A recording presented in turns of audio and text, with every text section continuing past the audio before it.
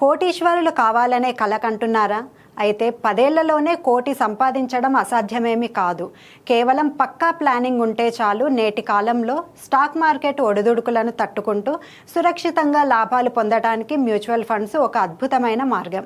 మీరు నెలకు 45,000 చొప్పున 12% వార్షిక రాబడి వచ్చే ఫండ్స్లో పెట్టుబడి పెడితే 10 ఏళ్లలో మీ చేతికి ₹1,00,00,000 అందుతాయి. ఒకవేళ మీ ఫండ్ 15% రాబడిని ఇస్తే మీ పెట్టుబడి నెలకు 37,000 ఉంటే సరిపోతుంది. ఇక్కడ అసలైన కిటుకు కంపౌండింగ్ పవర్, ఆర్థిక క్రమశిక్షణ.